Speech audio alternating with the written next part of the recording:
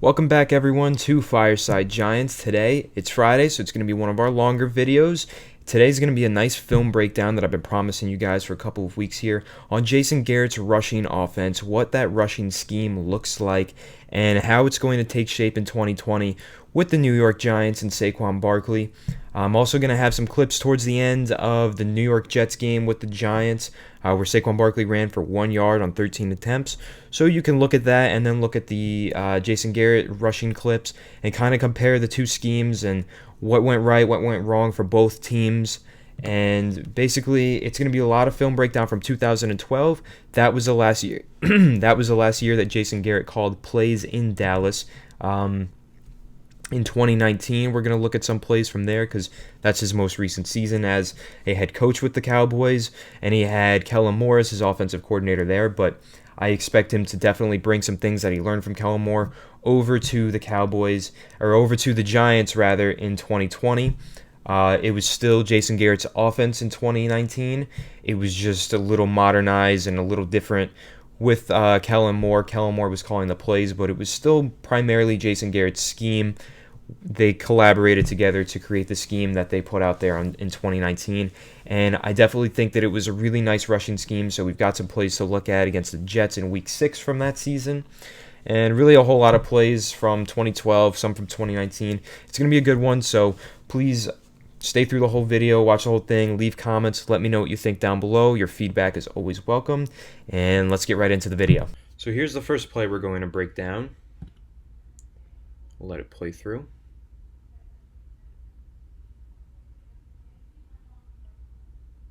So the first thing you'll notice is they brought some pre-snap motion, something that's been very popular and very efficient in the NFL over the past couple of seasons. Teams like the Baltimore Ravens and like the San Francisco 49ers and Kansas City Chiefs using a lot of pre-snap motion to create mismatches in the running game. You'll see they bring the pre-snap motion. I believe that's Miles Austin, the wide receiver.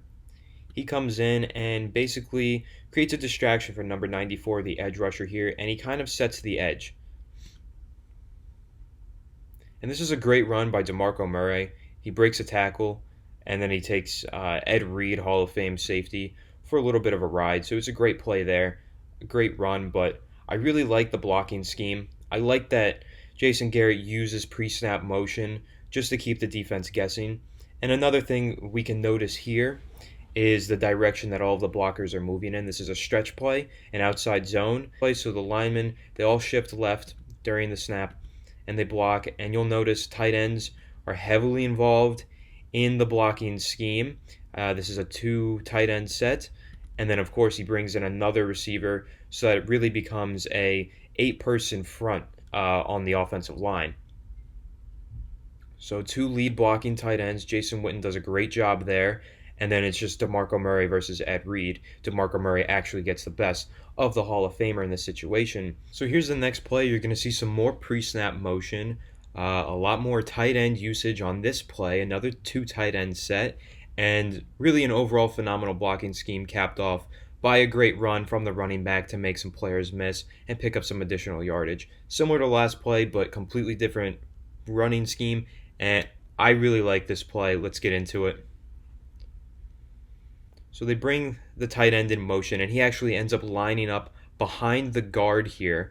And then they have a trap blocking scheme, and it opens up this huge hole right here for, I believe, this is Felix Jones, not DeMarco Murray, but I could be wrong here. Let's see. Tight end comes in motion.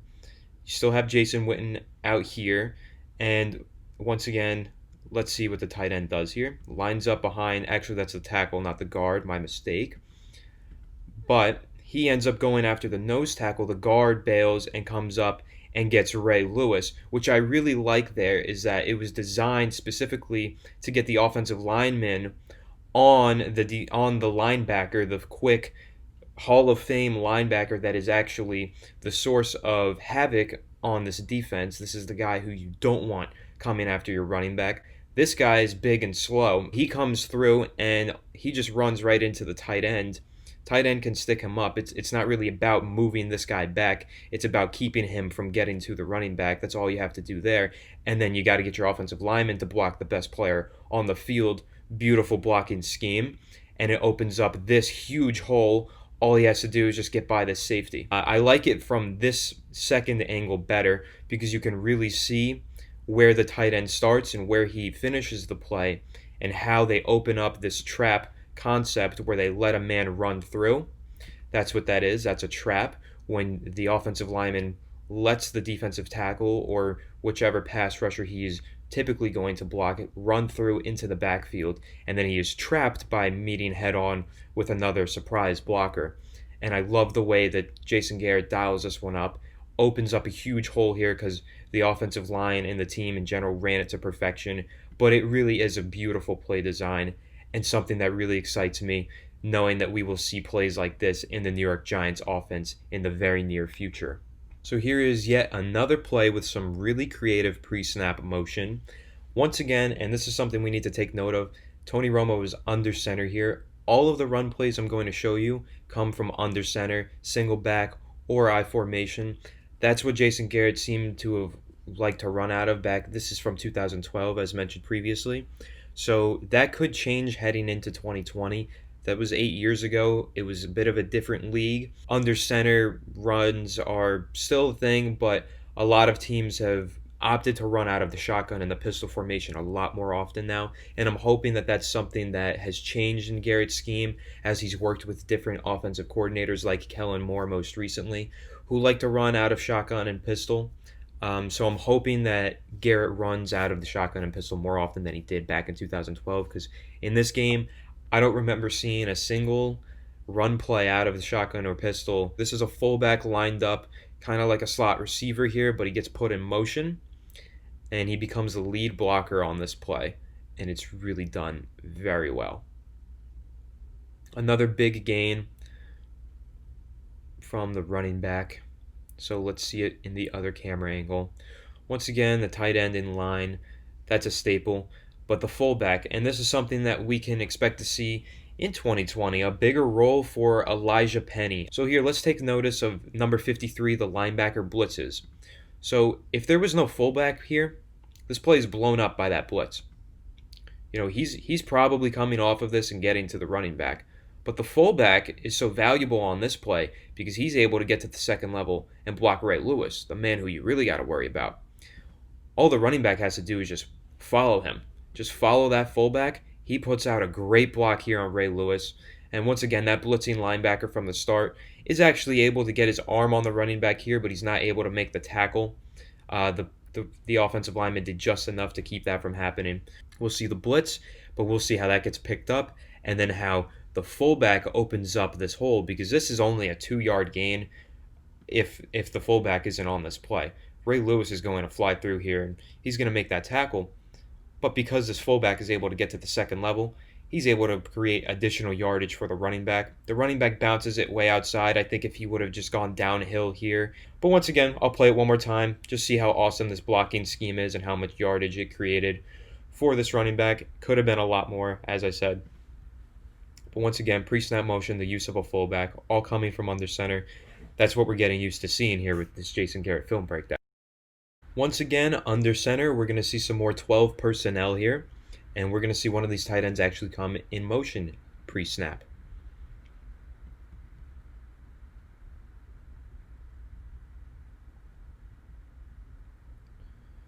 It's a really great job by Jason Witten here as a tight end to make a block like this. But what I love about this play is having that tight end there to make a block like that allows the offensive lineman, best offensive lineman on the field, is able to get out in space and get ahead and be the lead blocker for the running back. And look at how great of a job he does pancaking somebody at the end of the play. In this game, the Cowboys ran the ball like 42 times. They rushed for well over 200 yards. It was a great display by them on the ground. They came up short in the game, though. But I also like that this is a toss play. This is a pitch. They're going to pitch it out to the running back, let him get a full head of steam before he even gets the ball, let him already get going, get started, and get the ball all the way over here instead of back here. So I think that's really nice. Nice there too. And then, like I said, I love how the offensive tackle is able to get out in front with this play design. The receiver also, I should point that out, that's pretty important on this play. The receiver, you can't see him on the field right now, but he's lined up right here next to Jason Witten, the tight end.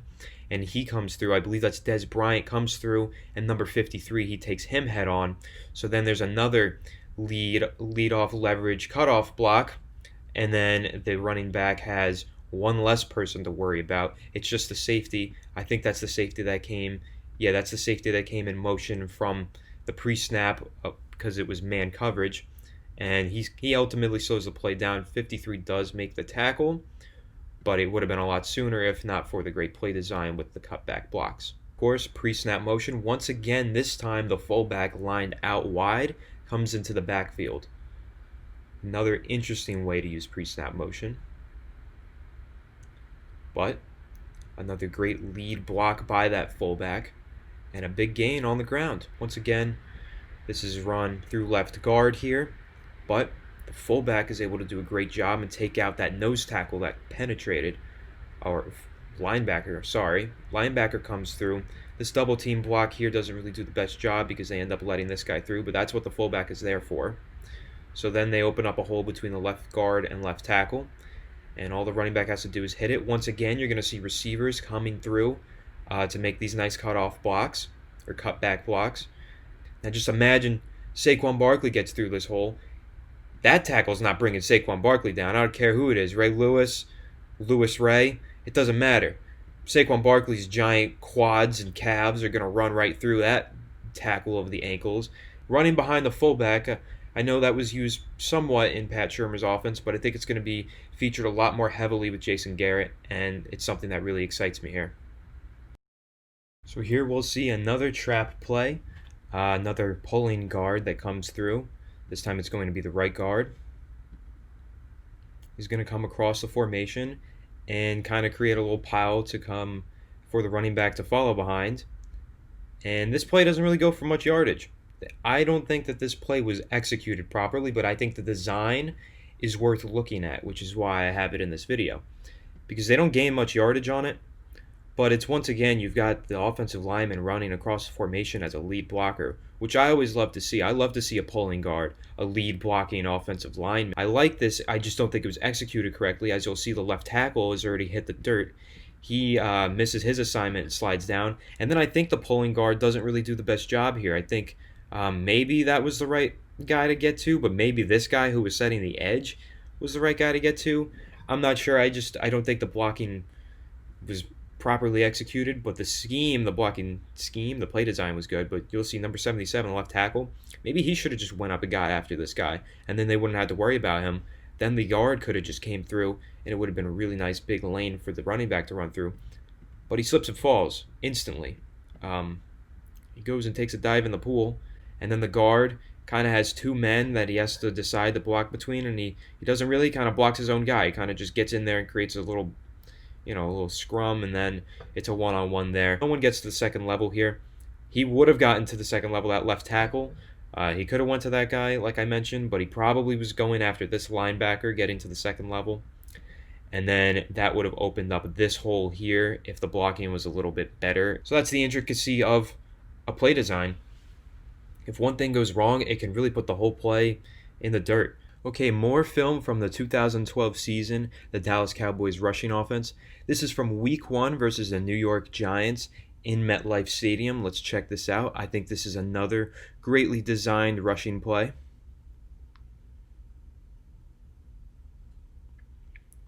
So as you can see, there's a pretty fair amount of yards gained there, but I think it could have gone for a lot more yardage than that. You're going to see it's a halfback draw here, so Tony Romo is going to fake the pass, and there is a lead fullback blocker here who does an excellent job.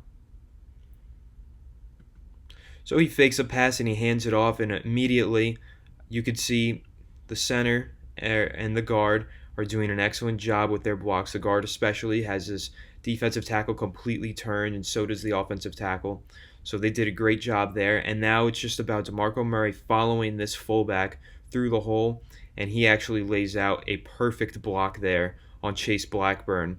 DeMarco Murray, though, decides to take this lane right into the back of his teammate, Jason Witten, when I feel like if he goes this way, he's looking at a serious gain of 20, 30, 40 yards. So I don't really understand what's wrong with his ball carrier vision on this play.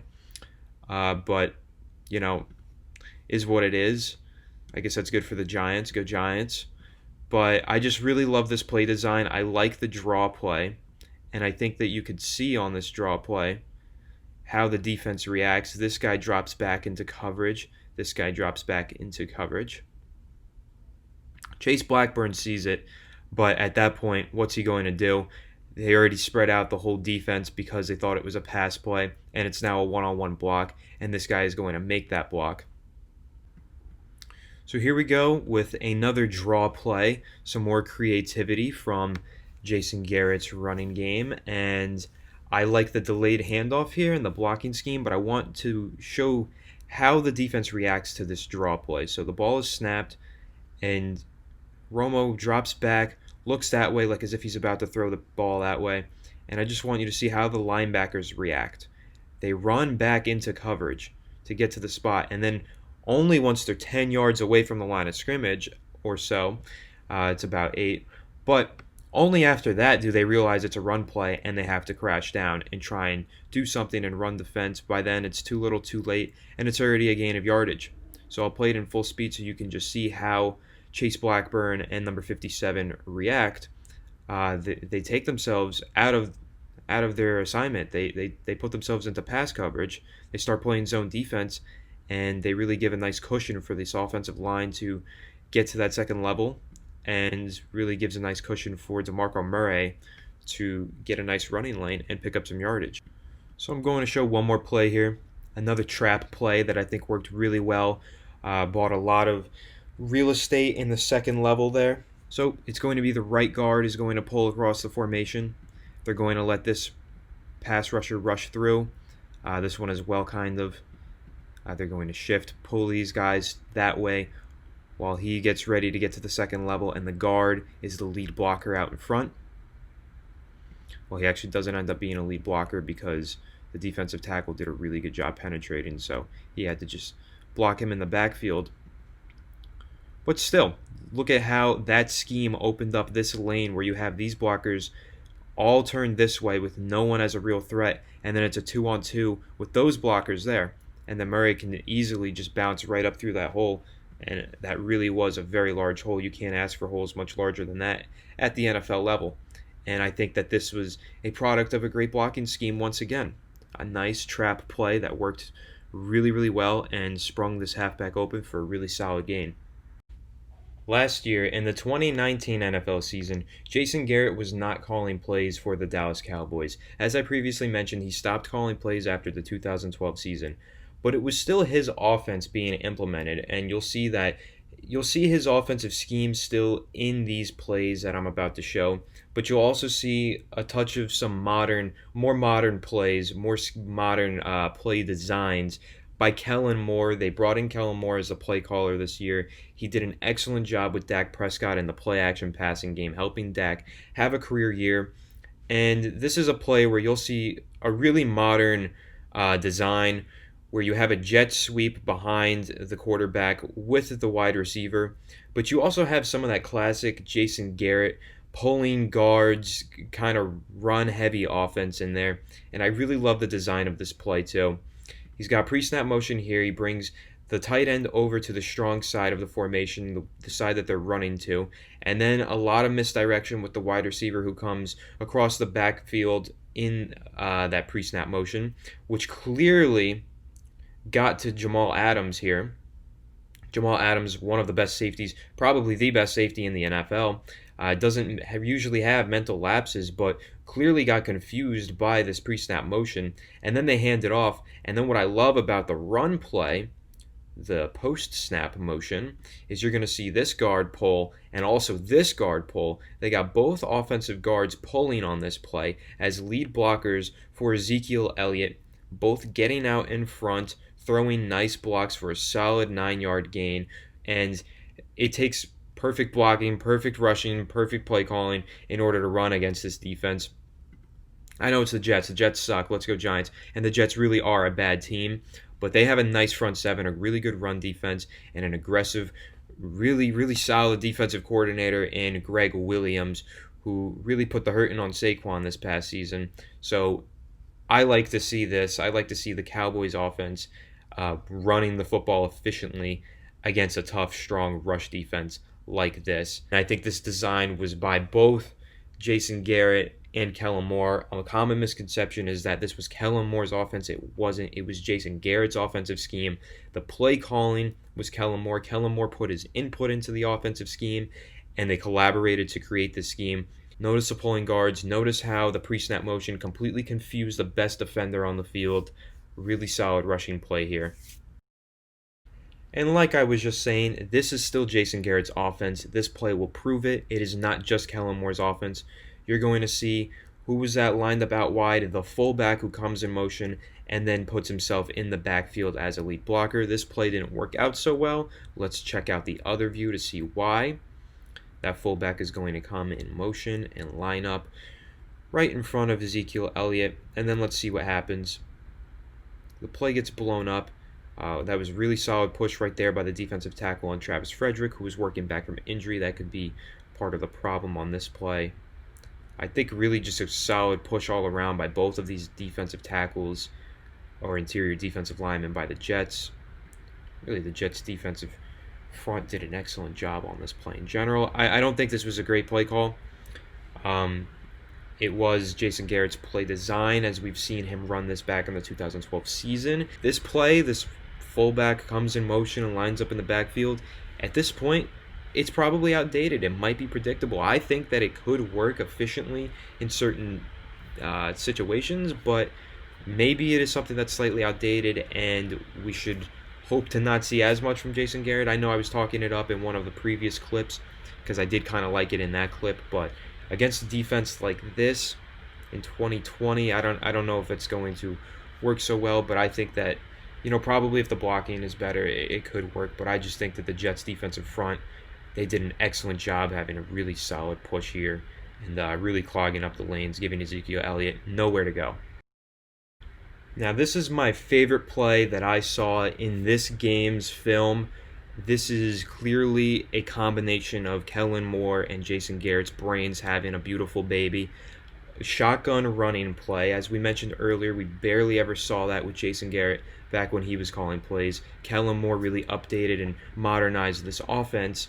And then you also have that old school badass double guards pulling blocking scheme. This is a really solid play for 13 yards rushing here. Let's check it out. I think you guys are going to enjoy this. I mean, look at the lane that opened up, and I think that Ezekiel Elliott had a lot more room to the outside. I know I criticized earlier one of the running backs for not bouncing it outside. This was a situation where he wanted to. He could have picked up a lot more real estate there. Another piece of creativity here, you're going to see Ezekiel Elliott get motioned himself here, kind of keep the defense guessing. When that happens, it kind of makes it look like they're IDing this pass rusher who's cut out for you guys, but he's right here. This pass rusher as a blitzer, and they're moving Ezekiel Elliott over there to play in pass protection. So that's what that looks like once they move him across the line or across the quarterback's backside like that. It looks like he's about to set up for pass protection. But in reality, he's going to get the ball here, and you're going to see double pulling offensive linemen. The right guard and the right tackle are going to pull out in front and really throw some perfect blocks. And, I mean, that is a lot. That is a big hole once again. A lot of room to run for Ezekiel Elliott. I think this is an excellent play design. Like I said, I love that subtle little running back flip sides kind of thing. It just keeps that linebacker guessing. It keeps that edge rusher over here that you can't see guessing. Kind of just makes it look like they're about to throw the ball, but in reality, they're having two big, beefy offensive linemen run downhill and get to the second level for Ezekiel Elliott. Love this play design, like I said, out of the shotgun, so it's Kellen Moore influence here. And then, of course, pulling guards looks a lot like what we're used to seeing from Jason Garrett. So this is going to be a rushing touchdown from 5 yards out, and it's actually going to be the exact same play that we just looked at with the pulling guards, with the little fake in the backfield with Ezekiel Elliott. I just want to show that that was not a fluke. That was a really great play design. It can work from any area in the field, and it can work more than once. I really love how that play worked. See, Ezekiel is going to go back and forth behind the quarterback, and then once again, that right guard and right tackle combo opens up just enough space for Ezekiel Elliott to pile ahead for a rushing touchdown. Once again, linebackers keen in on Ezekiel Elliott, trying to see what he's doing. Is he a pass blocker? Are they about to throw the ball? A lot of miscommunication here within this defense that's being caused by this pre-snap motion, I believe.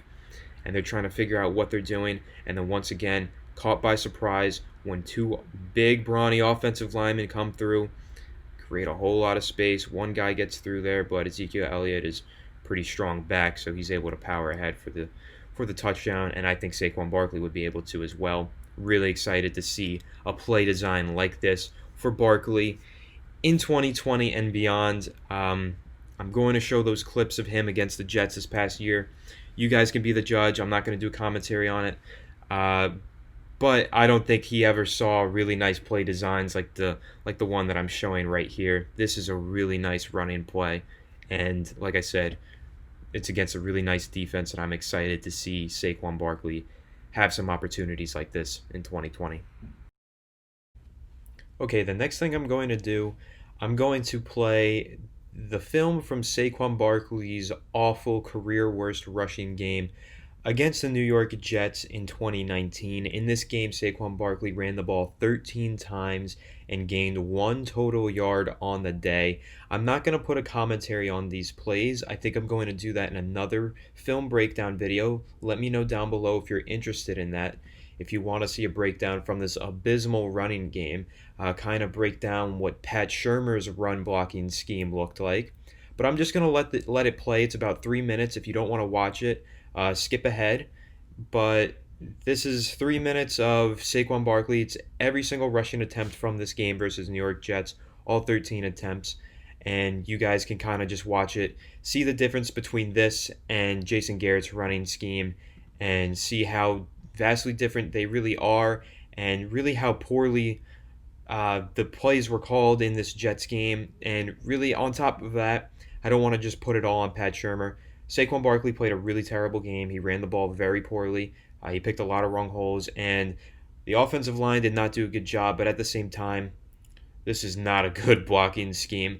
This is just, but at the same time, they're just not doing a good job either. I don't know what's going on here. I don't know how a play could be this poorly blocked. It's unbelievable. So if you guys want to watch through, just go ahead. I'm going to probably do a separate film breakdown on this game alone, though.